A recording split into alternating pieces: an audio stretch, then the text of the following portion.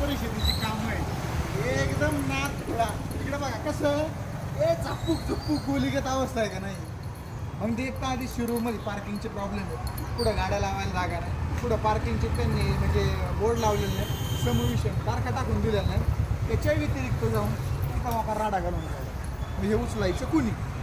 आता हा राडा NSCBने घातला जरी असला तरी कशाला घातला असेल, लाईटीला अडचण होत असेल म्हणजे ह्या झाडाचे त्यांनी त्या खांद्यात तोडलेल्या इकडच्या झाडाच्या बरोबर खांद्यात तोडलेल्या टाकलं इथं. ना NSCBने उचलले ना नगरपालिकेने उचलले. अरे मग हे उचलायचं कोणी.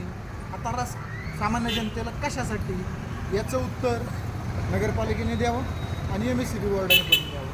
गणपतीचा काळ आहे, आधीच पार्किंगला जागा नसल्यामुळं त्याच्या घरात अडचणी होतात. जर तुमच्या ज्याने कामं होत नसेल ना सरळ सरळ राजीनामे लिहून द्या. राजीनामे स्वीकारतील 100%.